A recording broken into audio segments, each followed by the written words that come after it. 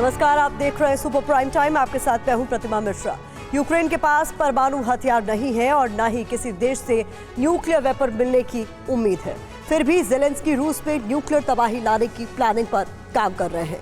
Ukraine अगर रूस या उसके करीब किसी भी न्यूक्लियर परमाणु पावर प्लांट में धमाका करने में कामयाब होता है तो रूस को भारी नुकसान उठाना पड़ सकता है। विकल्प के नाम पर यूक्रेन के पास ज़ेपोरिजिया न्यूक्लियर प्लांट है, लेकिन ये आत्मघाती हमले जैसा होगा। अब खबर आई है कि रूस के लेनिनग्राद न्यूक्लियर पावर प्लांट के ऊपर एक अज्ञात उड़ने वाली चीज नजर आई है। शक जाहिर किया जा रहा है कि ये यूक्रेन के न्यूक्लियर अटैक प्लानिंग का हिस्सा हो सकता है। क्या वो रडार को चकमा देकर निकलने वाला फाइटर जेट था, या फिर लेनिनग्राद न्यूक्लियर पावर प्लांट के ऊपर से गुजरा कोई ड्रोन? आशंका तो ये भी है कि वो कोई जासूसी करने वाला गुब्बारा हो सकता है। आखिर वो क्या चीज थी जिसे न्यूक्लियर पावर प्लांट के ऊपर देखा गया? युद्ध का ये दौर हर छोटी से छोटी घटना पर संदेह पैदा करने के लिए मजबूर करता है, और खासकर तब जब वो रूस या यूक्रेन का कोई अहम इलाका हो। रहस्यों के बादल के बीच से कई आशंकाएं झांक रही हैं। डर सिर्फ रूस को नहीं बल्कि उसके कई पड़ोसी मुल्कों को है, क्योंकि ये जगह है रूस का लेनिनग्राद न्यूक्लियर पावर प्लांट। रूस के कई सेफ और सेंसिटिव जोन में से एक है लेनिनग्राद का ये न्यूक्लियर पावर प्लांट। यहाँ कई किलोमीटर तक सुरक्षा के कड़े इंतजाम हैं। आसमान पर नजर रखने के लिए रडार और एयर डिफेंस है। यहाँ बुधवार को किसी फ्लाइंग ऑब्जेक्ट को डिटेक्ट किया गया, लेकिन वो क्या था इसका पता नहीं चल सका। रूस की आर्मी जांच कर रही है, लेकिन अब तक नतीजा नहीं निकल सका है कि आखिर न्यूक्लियर पावर प्लांट के ऊपर से उड़ने वाली चीज क्या थी। हालांकि अब रूस की सेना कह रही है कि वो फाइटर जेट या ड्रोन नहीं हो सकता। अज्ञात चीज हवा की रफ्तार से उड़ रही थी। इंजन का ना होना जाहिर करता है कि वो फाइटर जेट नहीं था। ये भी पता चलता है कि ये ड्रोन भी नहीं हो सकता। रहस्य बरकरार है, लेकिन इससे रूस की आर्मी की चिंता कम नहीं हो रही है, क्योंकि ऐसा रूस में पहली बार नहीं हुआ है। रूस ऐसी ही मिस्ट्री में कुछ दिन पहले भी उलझ गया था। 28 फरवरी 2023 सेंट पीटर्सबर्ग। युद्ध के 1 साल बीते हुए तब 4 दिन हुए थे। रूस के सेंट पीटर्सबर्ग में एयर अलर्ट जारी किया गया। सेंट पीटर्सबर्ग के आसमान में रूस को फाइटर जेट्स भेजने पड़े। रूस के इस इलाके में आसमान में संदिग्ध चीज देखने के बाद पुल्कोवो एयरपोर्ट को अलर्ट किया गया और फौरन इस इलाके में आने वाले यात्री और कार्गो विमानों को वापस भेजा गया। तब लेनिनग्राद की तरह ही आसमान में अज्ञात चीज को देखा गया। ड्रोन अटैक की आशंका से अलर्ट जारी हुआ। आसमान में लड़ाकू विमानों को भेजा गया। 200 किलोमीटर के इलाके में सर्च अभियान चला। पुल्कोवो एयरपोर्ट पर यात्रियों की भीड़ जमा हो गई थी। ना तो विमानों को रवाना किया जा रहा था और ना ही लैंडिंग हो रही थी।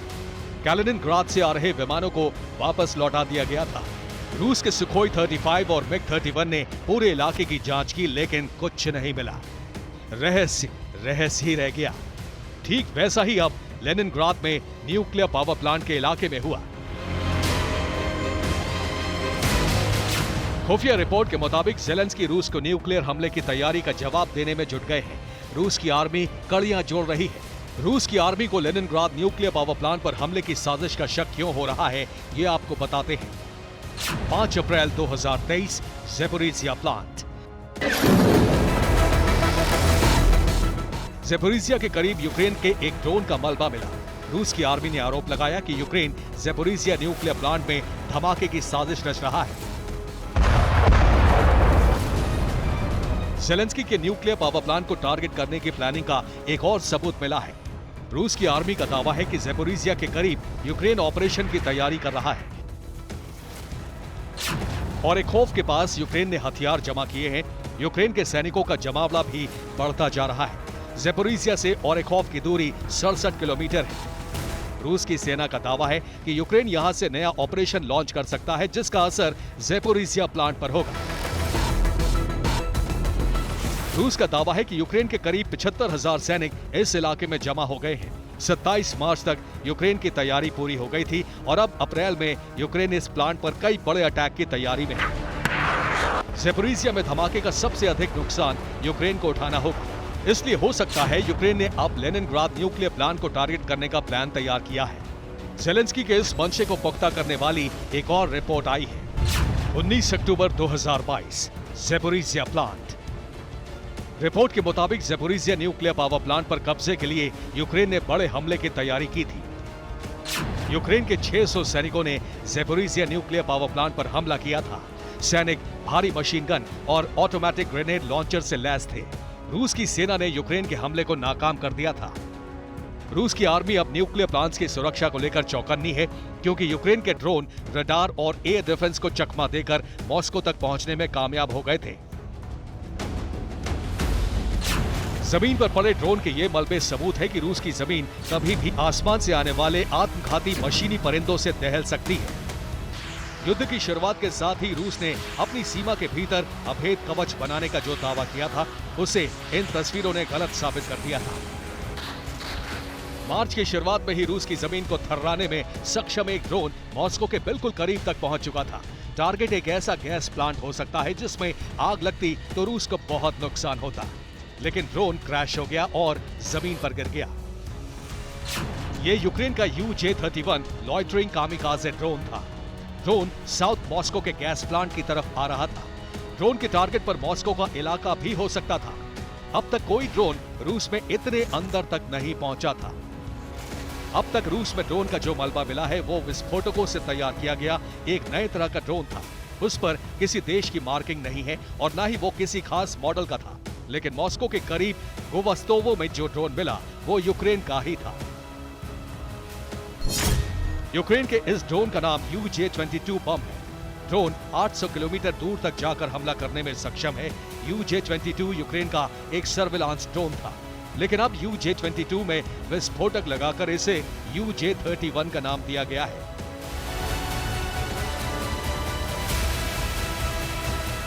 रूस जिसे UJ-22 बता रहा है, असल में वो यूक्रेन का UJ-31 है, जिसे युद्ध काल में ही डेवलप किया गया है। कुछ रिपोर्ट्स में इस बात का खुलासा किया गया है कि ब्रिटेन से मिले खास विस्फोटक की मदद से इसे कामिकाज़े ड्रोन के तौर पर डेवलप किया गया है।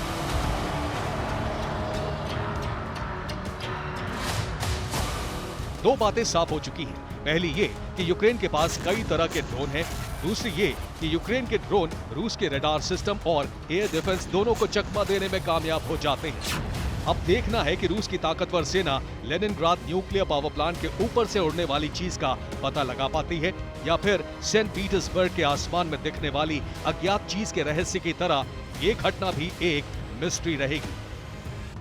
Bureau report, TV9 Bharatvarsh.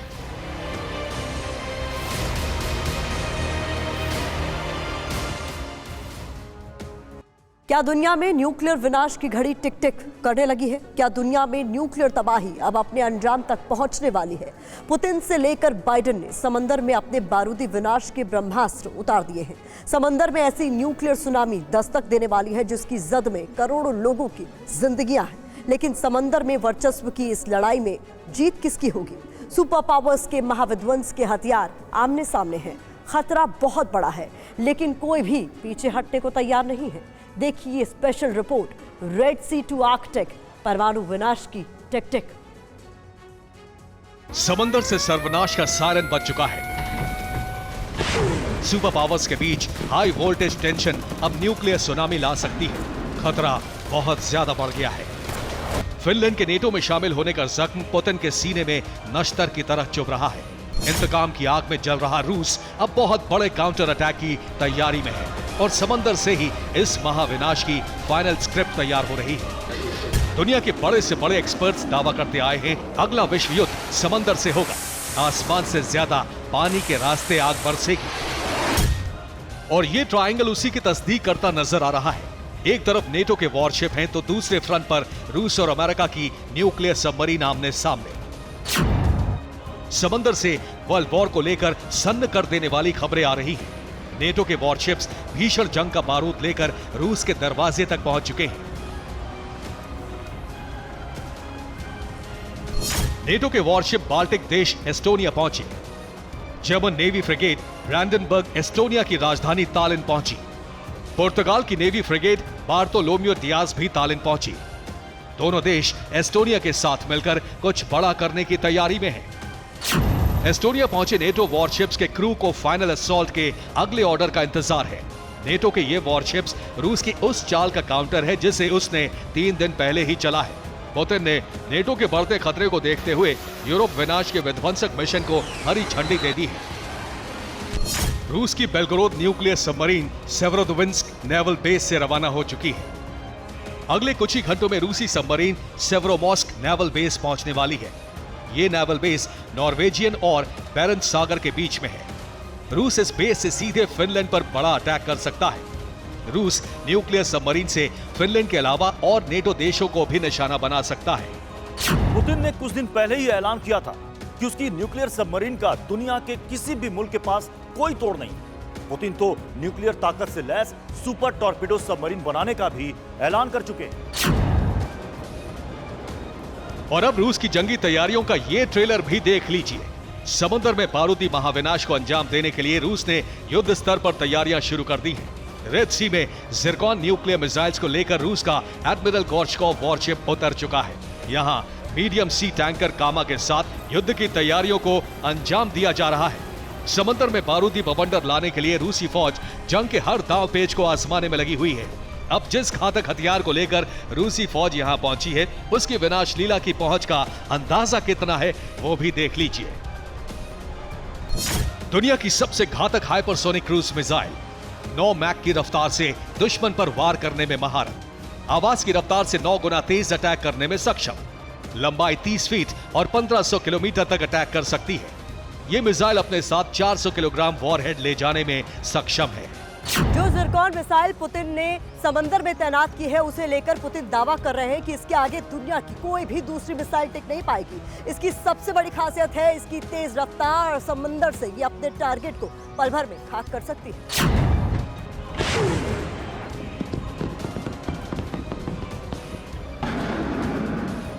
एक तरफ रूस की जंगी तैयारियों का ट्रेलर है तो दूसरी तरफ सुपर पावर अमेरिका भी खामोश बैठने वालों में नहीं है।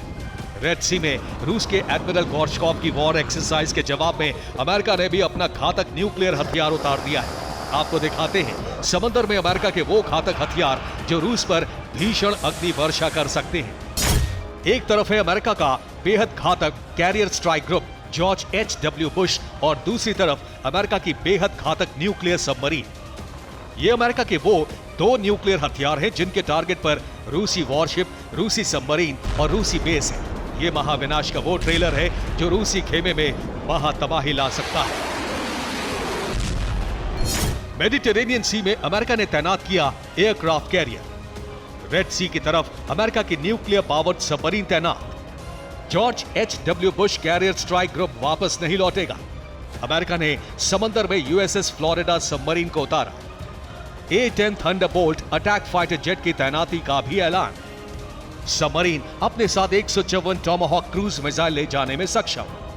यानी साफ है, अमेरिका समंदर में डबल धमाका करने के लिए पूरी तरह से तैयार है। रूस की धमकियों के बीच अमेरिका ने हाल ही में 31 वॉरशिप्स, 135 फाइटर जेट और 8000 सैनिकों के साथ भूमध्य सागर में भीषण वॉर ड्रिल की है।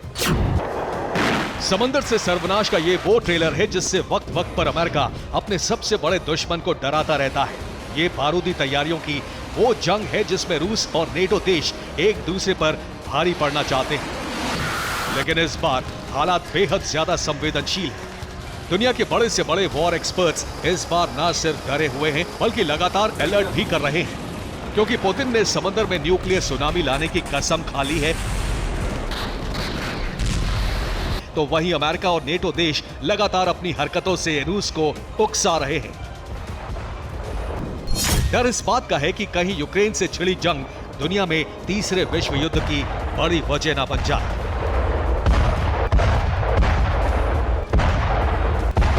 Bureau report, TV9 Bharatvarsh. Ukraine खत्म होने वाला है, उसे तबाही से अब कोई नहीं बचा सकता। इसकी वजह खुद यूक्रेन की वो गलती है जिससे पुतिन का क्रोध बेकाबू हो गया है। यूक्रेन ने पहले बख्मूत और अब सुमी में केमिकल वेपन से हमला कर दिया है। इसी के बाद से पुतिन सेना ने सबसे विनाशक हुंकार भर दी है। तो क्या पुतिन ज़ेलेंस्की के केमिकल अटैक का जवाब न्यूक्लियर विस्फोट से देने जा रहे हैं? क्या कीव ने खुद ही अपने विनाश का नया चैप्टर लिख दिया है? इन्हीं सवालों का जवाब दे रही है हमारी तीसरी एक्सक्लूसिव रिपोर्ट। यूक्रेन अब नहीं बचेगी, आज तय हो गया। यूक्रेन का नामो निशान मिट जाएगा, आज फाइनल हो गया।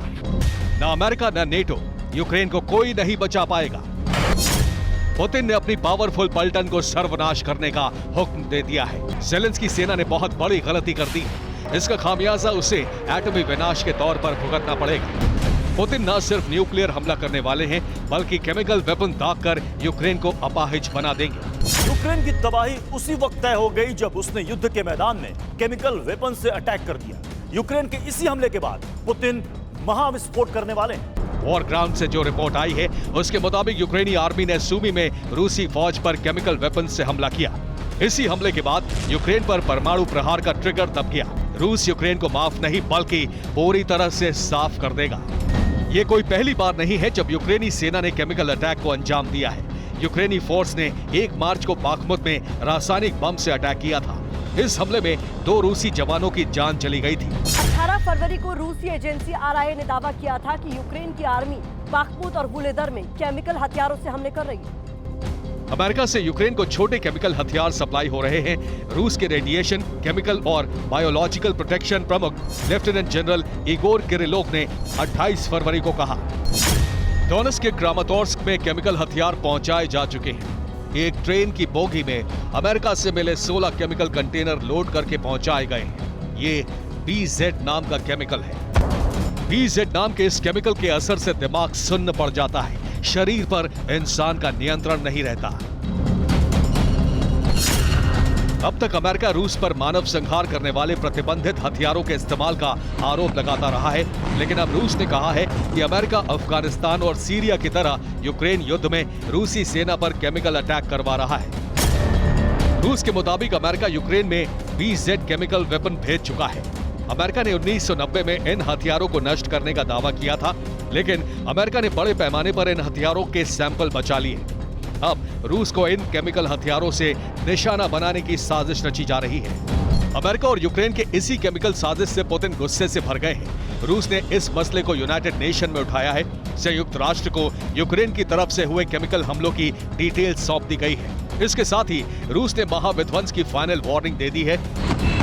अगर यूक्रेन ने फिर से रासायनिक हथियारों से हमला किया तो पुतिन न सिर्फ विनाशक केमिकल सरीन गैस से हमला करेंगे, बल्कि परमाणु बम का बटन दबा देंगे। रूस का ये वो प्रहार होगा जिससे यूक्रेन का संपूर्ण संहार हो जाएगा। Bureau report, TV9 Bharatvarsh.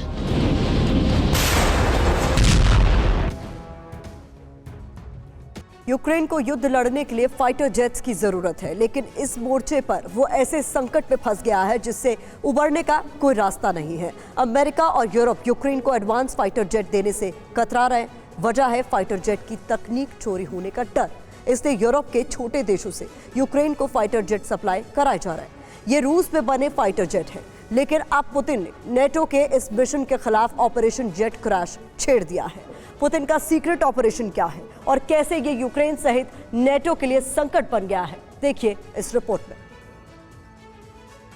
आजकल यूक्रेन के पायलट्स के साथ यही हो रहा है। यूक्रेन के पायलट रशियन फाइटर जेट्स लेकर रूस के ही ठिकानों पर हमला करने निकलते हैं, लेकिन अचानक फाइटर जेट का सिस्टम ही फेल हो जाता है और प्लेन क्रैश हो जाता है। यूक्रेन लंबे समय से रूस के साथ लंबी जंग लड़ने के लिए अपने सहयोगी देशों से फाइटर जेट मांग रहा है, लेकिन रूस जानता है कि अगर यूक्रेन को फाइटर जेट मिले तो जंग उसके लिए मुश्किल होगी। रूस ने यूक्रेन को मिलने वाले फाइटर जेट्स के खिलाफ एक सीक्रेट ऑपरेशन छेड़ दिया है। रूस ने यूक्रेन को मिलने वाले फाइटर जेट्स के सिस्टम में ऐसी खराबी पैदा कर दी है जिससे वो युद्ध लड़ने लायक ही नहीं बच रहे हैं। इस काम को रूस के सीक्रेट एजेंट नहीं बल्कि रूस की सेना ही अंजाम दे रही है। ये है पुतिन का operation jet crash. Fighter jet युद्ध की लहर पलटने वाली मशीन है। इनके एक ही हमले से दुश्मन को बड़ा नुकसान होता है। यूक्रेन चाहता है कि उसे जल्द से जल्द फाइटर जेट मिले। अमेरिका ने यूक्रेन को फाइटर जेट देने से इनकार कर दिया है, तो उधर यूरोप ने भी फाइटर जेट देने से इनकार कर दिया है। अमेरिका और यूरोप के देशों को डर है कि अगर उनके एडवांस फाइटर जेट्स क्रैश हुए तो रूस उनकी तकनीक चुरा सकता है। इसीलिए यूक्रेन को वही फाइटर जेट दिए जा रहे हैं जो रूस में बने हैं और यूरोप के छोटे देश उनका इस्तेमाल कर रहे हैं। स्लोवाकिया, चेक गणराज्य, एस्टोनिया, लातविया जैसे कई यूरोपीय देश आज भी रूस में बने मिग फाइटर जेट्स का इस्तेमाल कर रहे हैं। अमेरिका से मदद का भरोसा मिलने के बाद ये देश यूक्रेन को फाइटर जेट देने के लिए तैयार है और इन्हीं देशों के खिलाफ रूस ने ऑपरेशन जेट क्रैश छेड़ दिया है। ये है स्लोवाकिया का स्लीच एयरबेस। यहां स्लोवाकिया के MiG-29 फाइटर जेट तैनात है। इस एयरबेस से स्लोवाकिया 2 हफ्ते पहले ही 2 MiG-29 विमान यूक्रेन को दे चुका है। स्लोवाकिया यूक्रेन को फाइटर जेट की दूसरी खेप देने वाला था, लेकिन रूस ने उनके सिस्टम ही खराब कर दिए। पुतिन के इस ऑपरेशन के बारे में जानकारी स्लोवाकिया सरकार ने दी है। स्लोवाकिया सेना के पास रूस में बने MiG-29 फाइटर जेट है। स्लोवाकिया के रक्षा मंत्री ने कहा है कि रूस ने उनके फाइटर जेट्स के इंजन में गड़बड़ी कर दी है। अब ये विमान युद्ध लड़ने के लायक नहीं बचे हैं। Slovakia MiG-29 fighter jet Ukraine को देने वाला था। पुराने हो चुके इन विमानों की नई खेप को 2 हफ्ते बाद यूक्रेन ट्रांसफर किया जाना था। उससे पहले इनके इंजन और सिस्टम की मरम्मत की गई। स्लोवाकिया के स्लीच एयरबेस पर MiG-29 की दूसरी खेप की मरम्मत का काम जारी था। मरम्मत का काम स्लोवाकिया और रूस के इंजीनियर कर रहे थे। इंजन के कुछ पार्ट्स की मरम्मत केवल रूसी इंजीनियर करना जानते हैं। काम पूरा होने के बाद MiG-29 के इंजन में गड़बड़ी दर्ज की गई। इंजन के उसी हिस्से में गड़बड़ी पाई गई जिन्हें रूस के इंजीनियर ही ठीक कर सकते हैं। इस तरह स्लोवाकिया की MiG-29 विमानों का पूरा बेड़ा बेकार हो गया। स्लोवाकिया सरकार ने कहा है कि उसके MiG-29 फाइटर जेट पहले युद्ध लड़ने के हालात में थे, लेकिन रूसी इंजीनियरों के इंजन पर काम करने के बाद ठीक से उड़ने लायक भी नहीं बचे।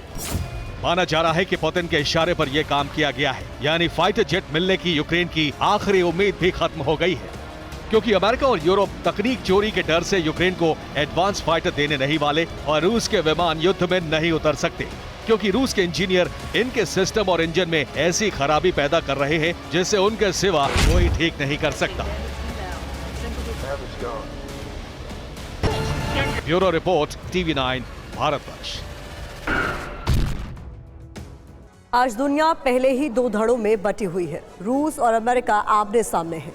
इन 2 देशों की दुश्मनी का खामियाजा पूरी दुनिया भुगत रही है, लेकिन एक नए वॉर फ्रंट की शुरुआत हो गई है। अरब देशों ने खुलकर इजराइल के खिलाफ एकजुट होने का ऐलान कर दिया है और खतरा बहुत ज्यादा बढ़ गया है। क्या अरब से न्यूक्लियर युद्ध होने वाला है? देखिए इस स्पेशल रिपोर्ट में।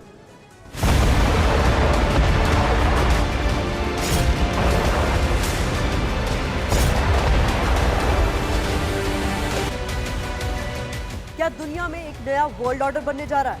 क्या इजराइल के खिलाफ बनेगा इस्लामिक देशों का वॉर फ्रंट? क्या इस्लामिक देशों का पहला टारगेट बनेगा अमेरिका का भरोसेमंद इजराइल? क्या दुनिया में अरब देशों से छिड़ने वाला है न्यूक्लियर वॉर? मिडिल ईस्ट की जमीन पर इन दिनों जो कुछ भी हो रहा है उससे दुनिया में नए वॉर की टेंशन छिड़ गई है। बारूद से एक दूसरे को दहलाने वाले इजराइल और फिलिस्तीन क्या दुनिया में नए वॉर फ्रंट की बड़ी वजह बनने वाले हैं, क्योंकि मिडिल ईस्ट का लेटेस्ट डेवलपमेंट न सिर्फ बारूदी है बल्कि बेहद खौफनाक भी है। अब इजराइल के खिलाफ इस्लामिक देश खुलकर सामने आ गए हैं। इस बारूदी जंग में बवंडर लाने का काम तुर्की और ईरान ने किया है।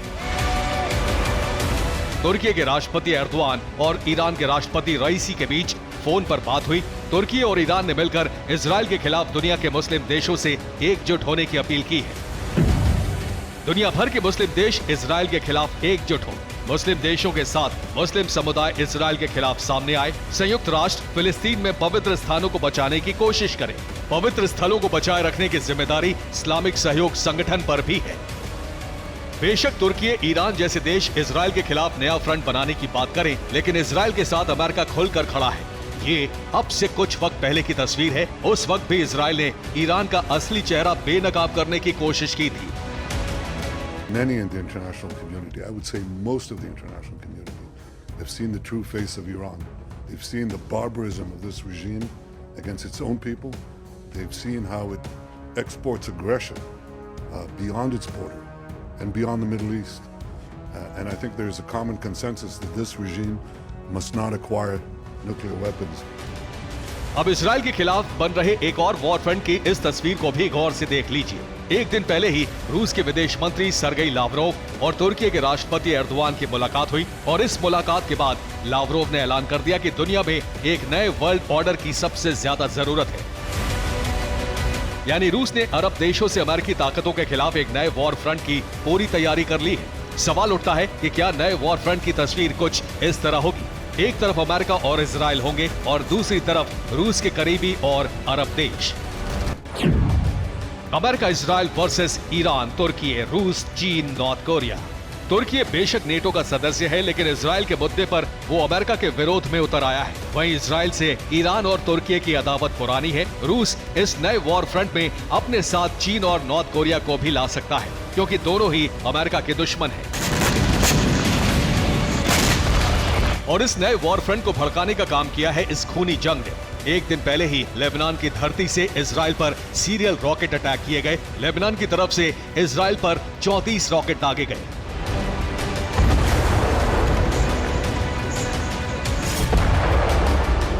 कई जगह भीषण आग लगी। इजराइल ने फिलिस्तीनी गुट हमास पर हमले में शामिल होने का शक जाहिर किया। अप्रैल 2022 के बाद से लेबनान की तरफ से इजराइल पर रॉकेट अटैक का ये पहला मामला था।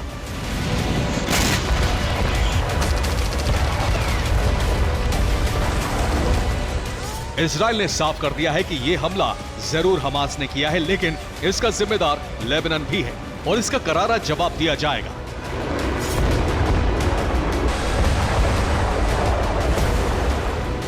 שום עניין לשנות את הסטטוס קוו בהר הבית. אנחנו קוראים להרגעת הרוחות, ואנחנו נפעל בתקיפות נגד קיצונים שנוקטים שם אלימות. באשר לתוקפנות עלינו מהזירות השונות, אנחנו נכה באויבינו, והם ישלמו מחיר על כל מעשה תוקפנות. लेबनान की तरफ से हमले के बाद इजराइल ने भी पलटवार किया। इजराइल ने गाजा पट्टी में हमास के ठिकानों पर हमले किए, साथ ही नॉर्दर्न फ्रंट पर अपनी फोर्स को अलर्ट कर दिया। अब दुनिया में नए वॉर फ्रंट की बात हो रही है। ईरान, तुर्की जैसे देशों ने अरब देशों से इजराइल के खिलाफ नया फ्रंट बनाने की मांग कर डाली है, तो वहीं इजराइल ने यूएन सिक्योरिटी काउंसिल के सामने लेबनान की जमीन से हमलों का मुद्दा उठाया। ये उसी मुलाकात की तस्वीरें हैं जब इजराइल डिफेंस फोर्स के नॉर्दर्न कमांड के चीफ की लेबनान में यूएन पीस कीपिंग फोर्स के हेड से मुलाकात हुई। लेकिन सवाल उठता है, क्या यूएन इस मामले में कोई कदम उठाएगा? क्योंकि नेतन्याहू कई बार यूएन को ऐसे अरब ताकतों के खिलाफ कदम न उठाने के लिए फटकार लगा चुके हैं। यूएन तब खामोश था, लेकिन इस बार उसकी खामोशी बहुत भारी पड़ सकती है, क्योंकि अगर इजराइल अमेरिका के खिलाफ नया वॉर फ्रंट बना तो ये नया वर्ल्ड ऑर्डर इंसानियत पर बहुत भारी पड़ेगा। Bureau report, TV9 Bharatvarsh.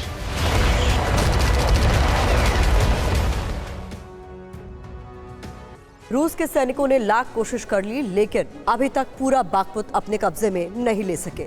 अब रूस की सेना ने एक बार फिर से जोर लगाया है, हमले तेज कर दिए हैं। बाखमुत में स्ट्रीट फाइट शुरू हो गई है। वैगनर ग्रुप ने पूरी ताकत लगाकर यूक्रेनी फौज की सप्लाई लाइन को काटने में कामयाबी हासिल कर ली है। अब यूक्रेन के लिए अपने सैनिकों तक रसद और गोला बारूद पहुंचाना मुश्किल है। बाखमुत में रूस की बढ़त के साथ एक बार फिर रूस के अगले टारगेट को लेकर फिक्र बढ़ गई। बाखमुत में न जंग खत्म हुई है, न धमाकों का दौर और न ही खून बहने का सिलसिला। बदरंग हो चुके बाखमुत में अगर अब कुछ बचा है तो रूस की संपूर्ण जीत की अधूरी ललक और यूक्रेन की आखिरी क्षण तक मुकाबले की सौगंध। बाखमुत का बहुत छोटा सा हिस्सा यूक्रेन के सैनिकों के कब्जे में है, लेकिन हिम्मत खत्म नहीं हुई है, इसलिए यूक्रेन के सैनिकों ने कदम भी पीछे नहीं खींचा है। अब वायुसेना के विमानों से हमले नहीं हो रहे और न ही आर्टिलरी बहुत ज्यादा काम आ रही है, क्योंकि अब जंग आमने सामने की है। गुरिल्ला वॉर की शुरुआत हो चुकी है और अब गलियों और इमारतों में जंग चल रही है। देखिए, ये बाखमुत के लेटेस्ट तस्वीरें हैं।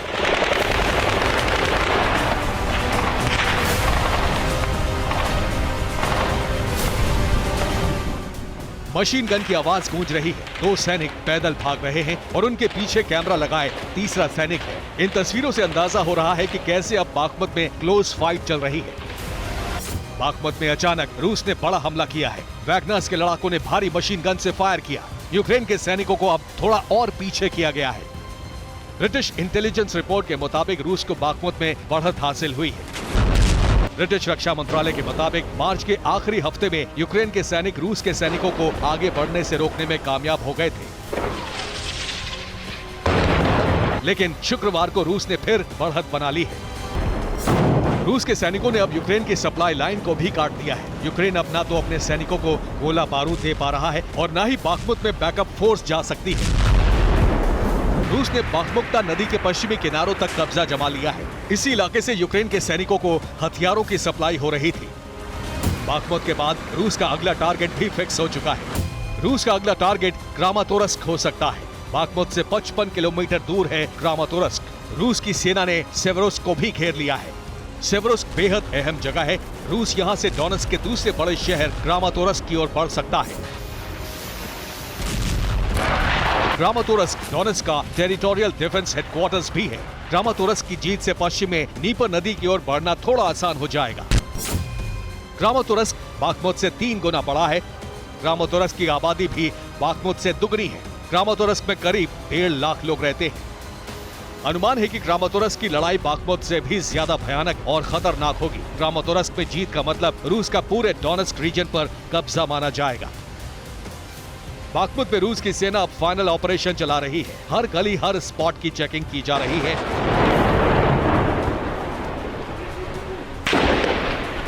रिहायशी इलाकों में टैंक घूम रहे हैं।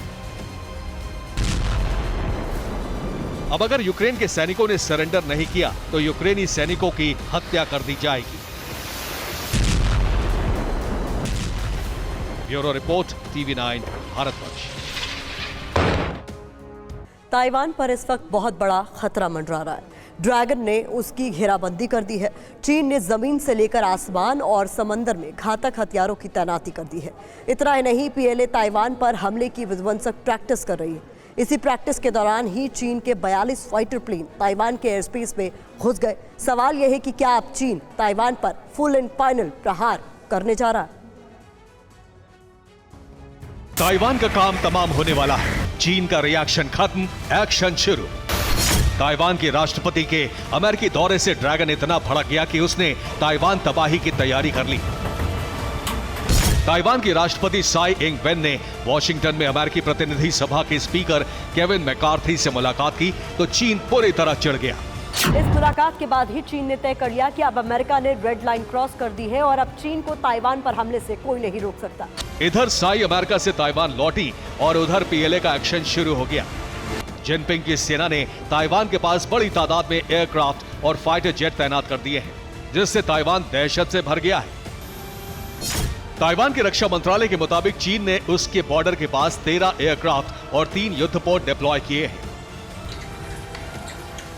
चीन ने न सिर्फ ताइवान की घेराबंदी शुरू कर दी है बल्कि ताइवान के पास ही हमले की प्रैक्टिस भी शुरू कर दी है। ये वॉर एक्सरसाइज शनिवार से सोमवार तक 3 दिनों तक चलेगी।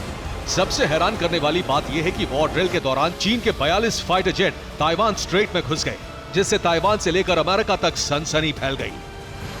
ताइवान के रक्षा मंत्रालय ने कहा है कि चीन का युद्धाभ्यास और ताइवान की घेराबंदी इस बात का संकेत दे रहे हैं कि PLA बहुत ही जल्द ताइवान पर आक्रमण करने वाला है।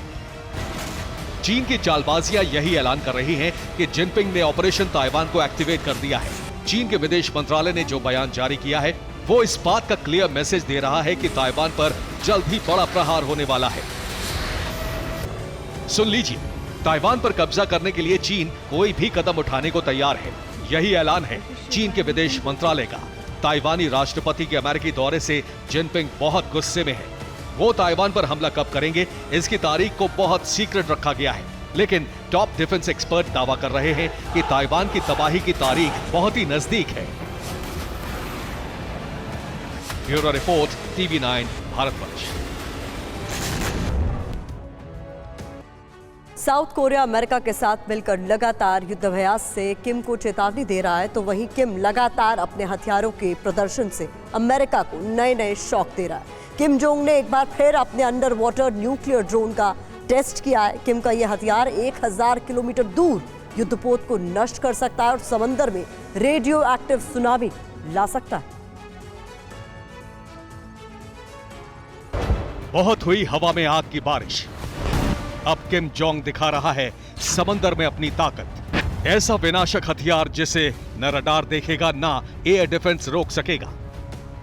किम के नए हथियार ने धमाका किया तो दुश्मन के युद्धपोत के यूं ही टुकड़े टुकड़े हो जाएंगे। किम ने चाहा तो समंदर में उठेगी सुनामी और दुश्मन को तबाह कर देगा रेडियो एक्टिव मिला हुआ पानी। किम के इस नए हथियार का नाम है हेल। कोरियन भाषा में इसका मतलब है सुनामी। हेल नॉर्थ कोरिया का अंडर वाटर न्यूक्लियर ड्रोन है। किम ने 15 दिनों के भीतर दूसरा टेस्ट किया है।